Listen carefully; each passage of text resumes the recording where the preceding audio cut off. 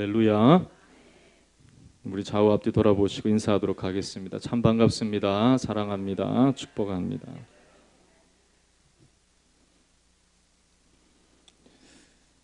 오늘은 히브리서 7장에 있는 말씀을 통해서 차원이 다른 은혜라고 하는 제목으로 함께 은혜를 나누어 보려고 합니다. 찬송가 216장 4절의 고백을 여러분들이 잘 아실 것입니다. 만 가지 은혜를 받았으니 내 평생 슬프나 즐거우나 내 몸을 온전히 주님께 바쳐서 주님만 위하여 늘 살겠네 라고 하는 가사입니다. 이 만 가지 은혜라고 하는 이 고백은 현실적으로 내 삶의 변화나 또한 회복에 많은 은혜를 하나님께로부터 받았다는 그러한 의미이기도 하지만은, 그러나 세상에서 경험할 수 없는 차원이 다른 은혜를 경험한 사람의 고백이다라고 할 수 있습니다. 이러한 차원이 다른 은혜, 영적인 은혜, 세상이 줄 수도 알 수도 없는 은혜에 대해서 이야기하면 사람들이 잘 받아들이지 않습니다. 왜 그러냐면 현실에서 벗어난 것에 대해서 부정적으로 보는 경향이 있기 때문에 그렇습니다. 사람들이 주로 소통이 잘 안 되거나 또 이 자기중심적인 경향이 강한 사람들에게 쓰는 말이 있는데, 저 사람 4차원이야 라고 하는 그런 말입니다. 자기와 차원이 좀 다르다는 것이죠. 아무리 말을 해도 말을 못 알아듣고, 또 아무리 서로 시간을 많이 보냈는데도 불구하고 소통이 잘 안 되는 그런 사람들에게 쓰는 말이기도 합니다.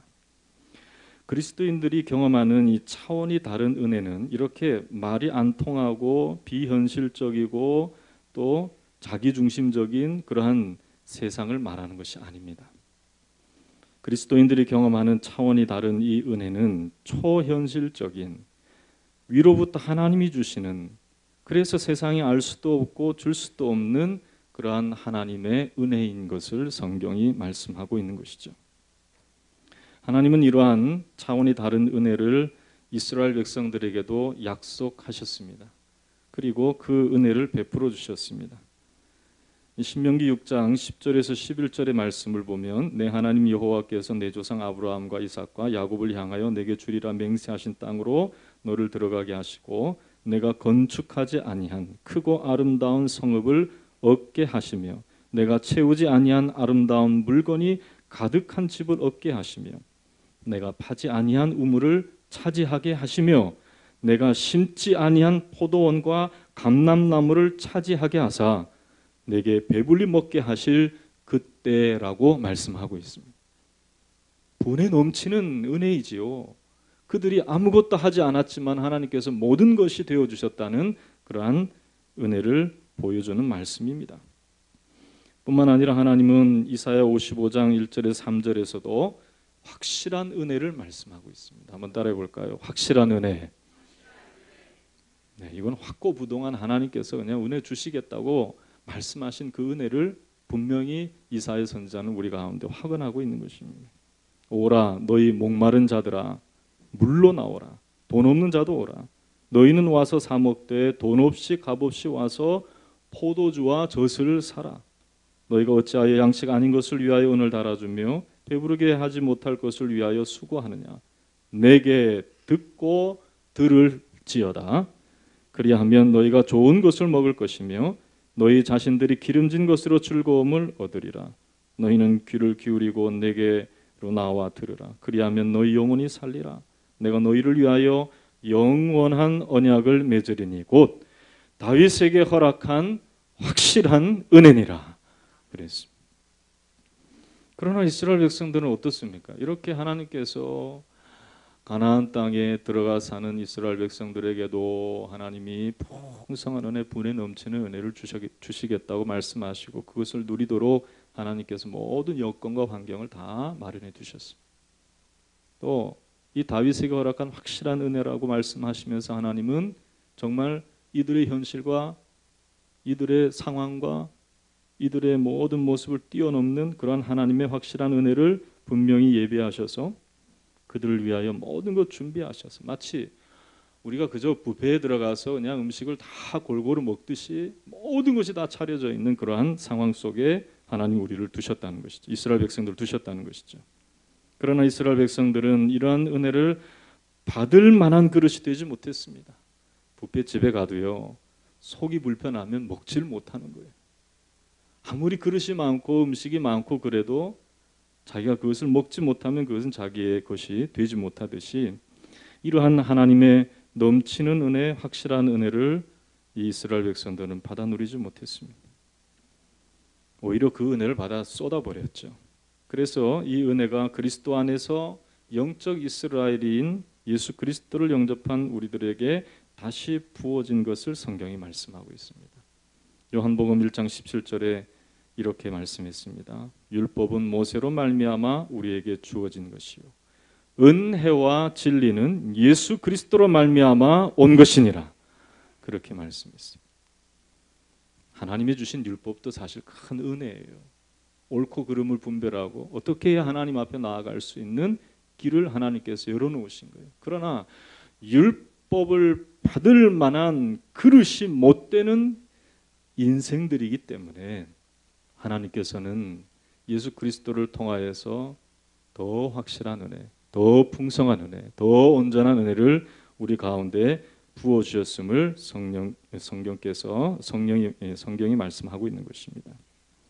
여러분, 우리가 오늘 이 말씀을 대할 때 어떤 사람들은 오늘 주일 설교를 통해서 내가 이 세상을 어떻게 살아갈 것인가, 또 내 고민을 어떻게 해결해 나갈 것인가 라고 하는 그런 문제로만 가지고 예배 드리고 있다면 여러분들도 똑같이 실패한 이스라엘과 같을 수가 있습니다. 하나님은 이 땅의 차원이 아니라 하나님의 진정한 은혜와 축복을 받아 누릴 수 있도록 더 높은 차원으로 우리를 인도해 주시기를 원하심을 믿고 예수 그리스도 안에서 우리 가운데 더 확실하고 온전한 은혜 부어주심을 경험하는 우리가 되어야 할 줄로 믿습니다. 바울은 이 예수 그리스도를 영접하고 교회가 세워진 곳곳에 그가 서신서를 통해서 하나님의 복음을 증거할 때에 항상 빠지지 않고 그 말씀 속에 기록한 말씀이 있습니다. 그것은 다름이 아니라 예수 그리스도로 말미암은 은혜와 평강이 너희에게 있을지어다 라는 말씀입니다. 에베소서 2장 4절에 7절에 있는 말씀에도요, 허물과 죄로 죽은 우리를 그리스도와 함께 살리셨고 그리스도와 함께 늘 앉게 하여 주시는 그 하나님의 은혜 속에서 그리스도 예수 안에서 우리에게 자비하심으로써 그 은혜의 지극히 풍성함을 오는 여러 세대에 나타내려 하심이라 라고 말씀했습니다. 한번 따라해 볼까요? 그리스도 안에서 우리에게 자비하심으로써 그 은혜의 지극히 풍성함을 오는 여러 세대에 나타내려 하심이라.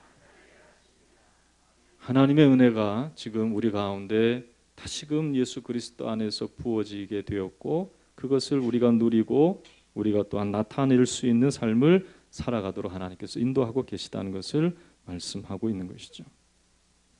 오늘 이러한 다른 차원이 다른 하나님의 은혜를 설명하기 위해서 오늘 히브리서의 본문의 말씀은 힘겹게 멜기세덱이라고 하는 이 대제사장을 우리에게 설명하고 있습니다. 이 멜기세덱을 통해서 예수님께서 의의 대제사장, 큰 대제사장으로 우리 가운데 오셨다는 것을 말씀하고 있는 것이죠. 오늘 이 말씀을 우리가 본문의 말씀을 보면 이 사도 바울은 5장에서 멜기세덱을 설명하다가 이것을 들을 만한 신앙의 성숙이 그들 가운데 없었기 때문에 신앙 안에서 더 성숙하고 성장할 수 있도록 말씀의 교훈을 통해서 이 5장과 6장에 있는 말씀을 통해서 말씀하시고 다시금 멜기세덱에 대해서 말씀하고 있는 것입니다.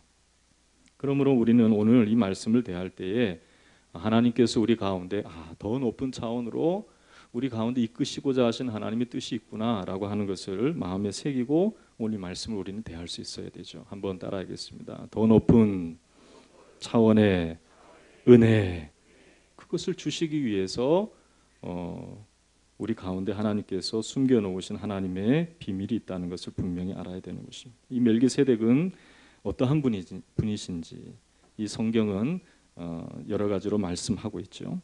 그래서 오늘 우리는 멜기세덱이 누구인가에 대해서 깨닫고 또 멜기세덱의 반열로 오신 예수님은 어떠한 분인가를 분명한 우리 마음속에 새기는 그러한 시간이 되어야 되겠습니다. 오늘 말씀의 멜기세덱은 7장 1절에 살렘 왕이요 지극히 높으신 하나님의 제사장이라 여러 왕을 쳐 죽이고 돌아오는 아브라함을 만나 복을 빈 자라 그렇게 말씀하고 있습니다. 한번 따라해 볼까요? 살렘 왕, 지극히 높으신 하나님의 제사장, 그렇게 표현하고 있습니다. 어떻게 보면은 참 신비한 존재라고 할 수 있죠. 이 샬렘 왕이라는 것은 평강의 왕이라는 뜻입니다. 그리고 높으신 하나님의 제사장이라고 말씀하고 있죠.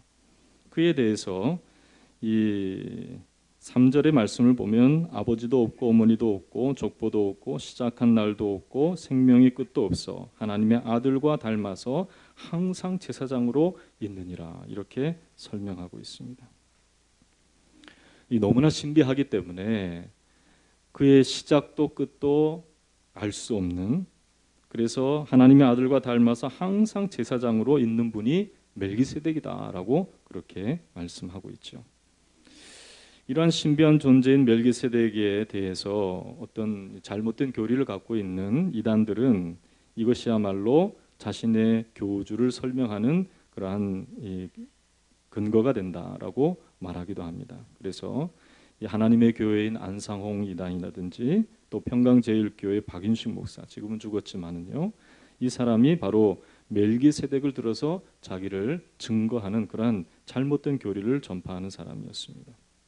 이 멜기세덱은 이렇게 신비한 존재라는 것은 그들의 이러한 이 잘못된 신앙의 근거로 주어진 것이 아니라 예수님이 어떠한 분이신지를 설명하는 하나의 계기로 삼고 있는 것을 보게 됩니다.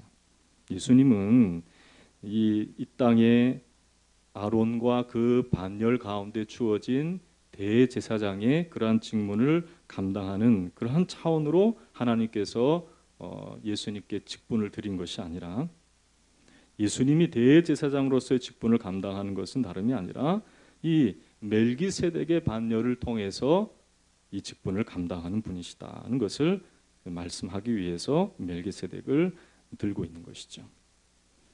또 오늘 말씀을 보면 그는 권위자라는 것을 알 수가 있습니다. 4절의 말씀을 보면 이 사람이 얼마나 높은가를 생각해 보라. 조상 아브라함도 노량물 중 10분의 1을 그에게 주었느니라 라고 말씀하고 있습니다. 오늘 이 말씀을 혹 처음 대하는 분들은 이 말씀이 도무지 무슨 말씀인지 알지 못하는 그러한 상황 가운데 있을 수도 있을 것입니다. 이 말씀을 알기를 원한다면은 창세기 14장을 읽어보면 알 수가 있습니다. 아브라함은 그 조카 롯이 소돔 땅에 있을 때에 그 소돔 땅에서 일어난 전쟁을 통해서 이 조카 롯과 그 가족이 다 포로로 잡혀가는 그런 일이 있었습니다.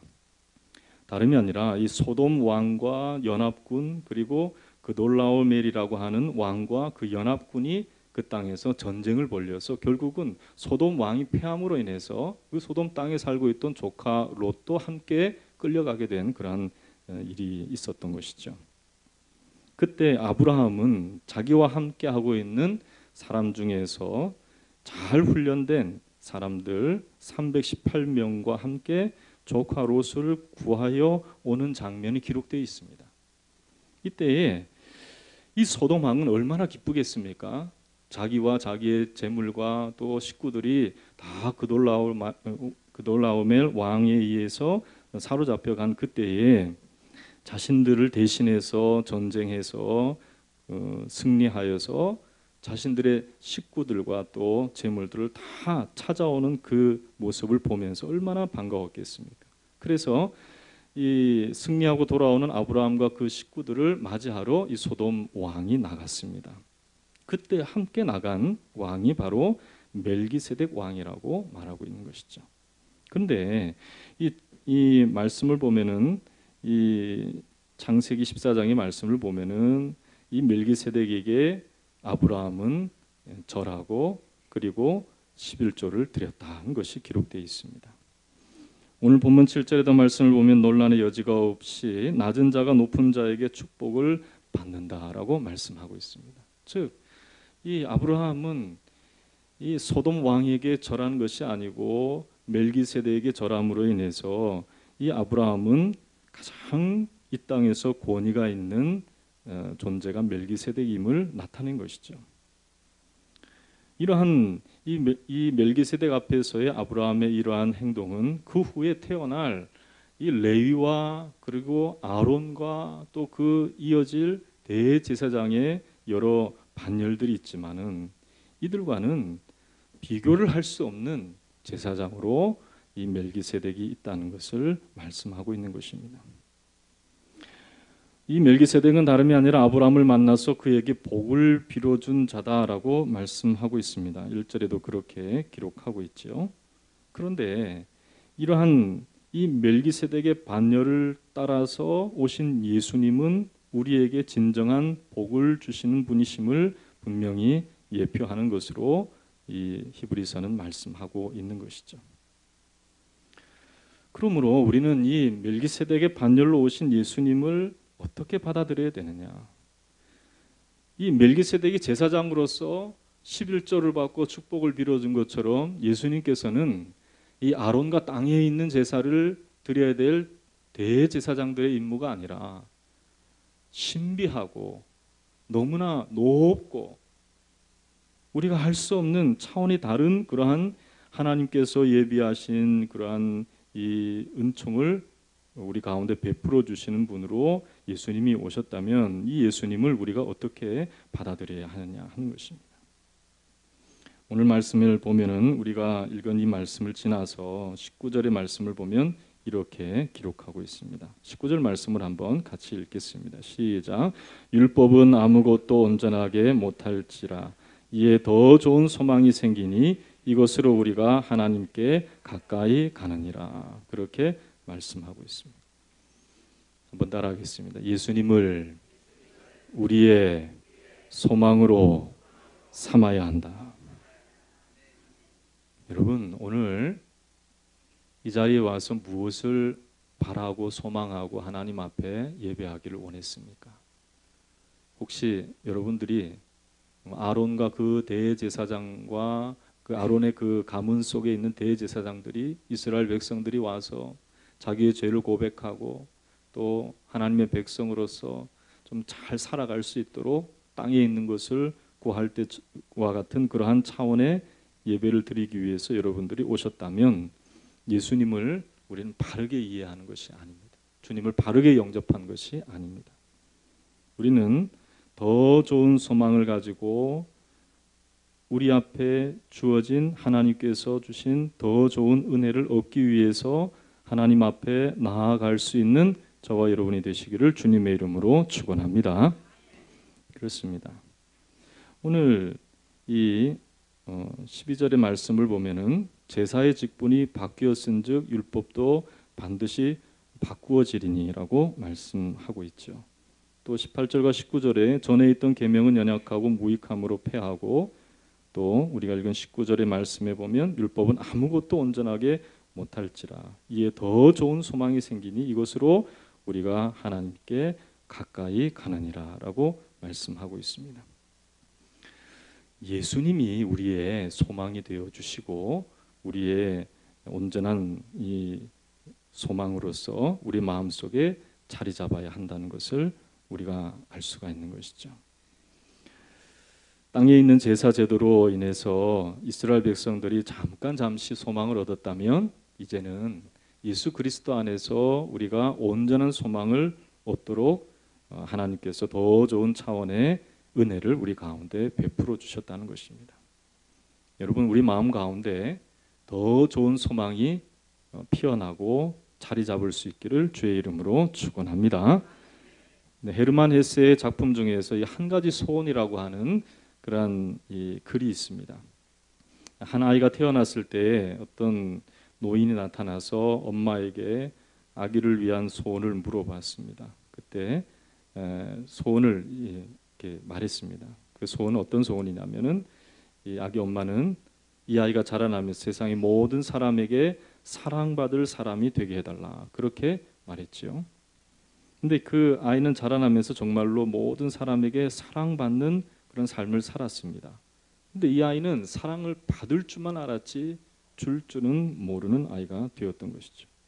점점 교만한 아이가 되었고, 그리고 점점 더 많은 사람들에게 사랑을 받는 그 사랑으로 인해서 자기만을 높이는 그러한 사람이 되고 말았습니다.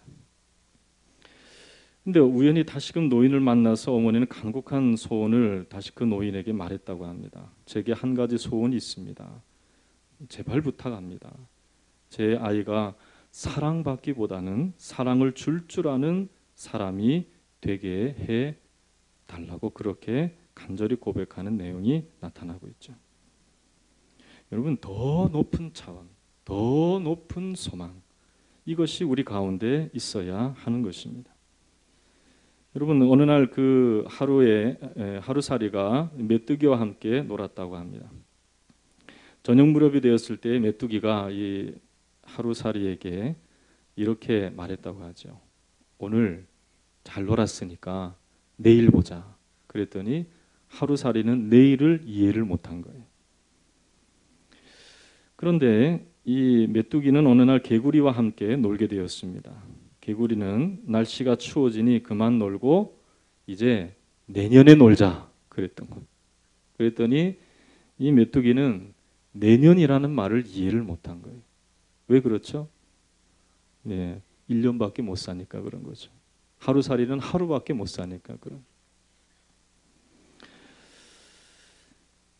우리의 삶 가운데 이 땅에 있는 것만을 추구하고 이 땅에 있는 것만을 생각한다면 우리는 영원한 것, 영원한 소망, 하늘의 소망, 이것을 이해할 수가 없는 것입니다. 여러분, 더 높은 차원의 은혜를 예수 그리스도 안에서 소망하고 그 길을 걸어 나갈 수 있는 저와 여러분이 되시기를 주님의 이름으로 축원합니다. 오늘 우리의 마음속에 품어야 될 것은 그것입니다. 히브리서의 말씀은 어떠한 환난이 오고 역경이 와도 그것이 우리를 흔들지 못하는 것은 하나님께서 그 차원을 넘어서는 은혜를 우리 가운데 이미 예수 그리스도로 말미암아 주셨기 때문임을 강조하고 있습니다.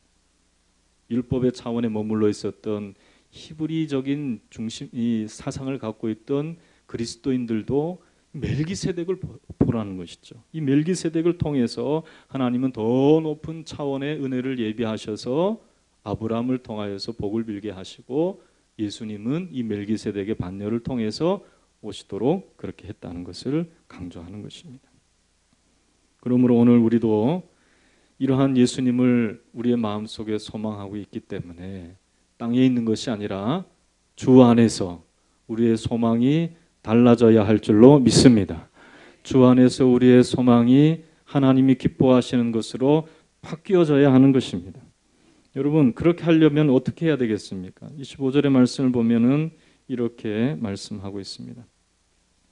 24절과 25절을 한번 같이 읽어보도록 하겠습니다. 시작. 예수는 영원히 계심으로 그 제사장 직분도 갈리지 아니하느니라. 그러므로 자기를 힘입어 하나님께 나아가는 자들을 온전히 구원하실 수 있으니 이는 그가 항상 살아계셔서 그들을 위하여 간구하심이라 라고 말씀하고 있습니다. 자기를 힘입어 하나님께 나아가는 자들을 온전히 구원하실 수 있으니 이는 그가 항상 살아계셔서 그들을 위하여 간구하심이라 라고 말씀하고 있죠. 우리는 예수님을 소망해서 하나님 앞에 더 가까이 나아가는 삶을 살아갈 수 있어야 될 줄로 믿습니다.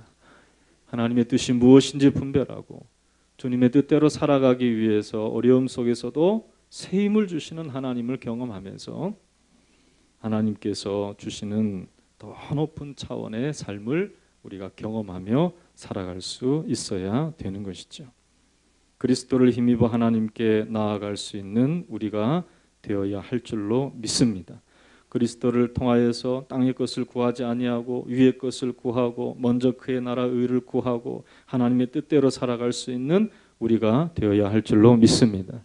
이것이 우리 가운데 예수 그리스도로 말미암아 열어놓으신 하나님의 큰 차원이 다른 은혜라는 것이죠. 여러분, 우리는 예수로 말미암아 더 높은 차원의 삶을 살아갈 수 있는 은혜를 누렸습니다. 구약 이스라엘처럼 그 은혜를 쏟아버리거나 그 은혜를 경홀히 여기거나 그래서는 안 됩니다.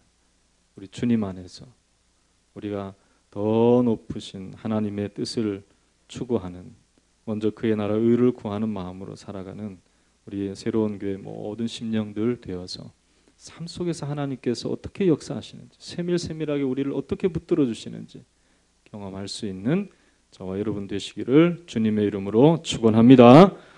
축원합니다. 우리 다 함께 한번 기도하도록 하겠습니다. 하나님 아버지, 주 예수 그리스도 안에서 세상이 알 수도 없고 세상이 줄 수도 없는 귀한 은혜를, 만 가지 은혜를 우리가 받았습니다. 그 은혜를 나타낼 수 있는 우리의 삶이 될 수 있도록 성령 안에서 우리를 붙잡아 주시옵소서. 주님 앞에 더 나아가고 은혜의 보좌 앞에 더 나아가서 하나님의 뜻을 더 분별하며 살아갈 수 있는 우리들 되게 해달라고 우리 간절한 심령으로 기도하도록 하겠습니다. 좋으신 하나님 아버지, 은혜를 감사합니다. 오늘 말씀을 들었습니다. 참 하나님 살아계신 주님의 음성임을 믿습니다. 주여 아버지 하나님, 이 땅에 있는 것으로서 웃고 우는 우리의 삶이 아니라 하나님 주님 앞에 나아가서 더 크고 더 높으신 주님의 뜻을 분별하여서 이 세상에 고난이 있다 할지라도 우리를 붙들어 주시고 연약한 삶을 경험한다 할지라도 우리를 다시 일으켜 세워주시를 주님을 생각하면서 참 믿음으로 나아갈 수 있는 우리들 되도록 주여 인도해 주실 줄로 믿습니다. 성령이여 우리를 살펴주시옵소서. 한량없는 은혜로 우리를 붙들어 주시옵소서. 참 놀라운 그 은혜 가운데 항상 머물 수 있는 저희들 되게 하여 주시옵소서.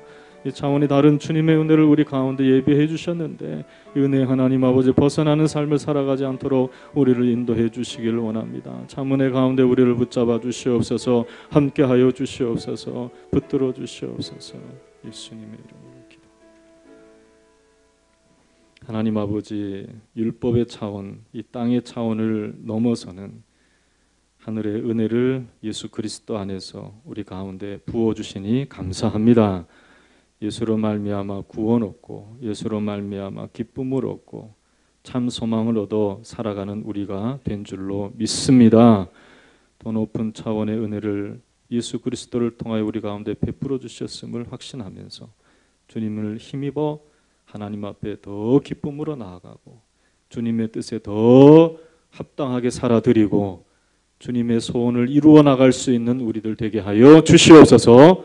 아버지 하나님, 우리의 뜻보다는 하나님의 뜻이 우리의 삶 가운데 더 이루어지기를 원하여서 보다 더 높은 차원으로 우리 새로운 교회 온 심령들이 믿음이 성장하고 삶이 더욱더 풍요로워지고 온전해지게 하여 주시옵소서.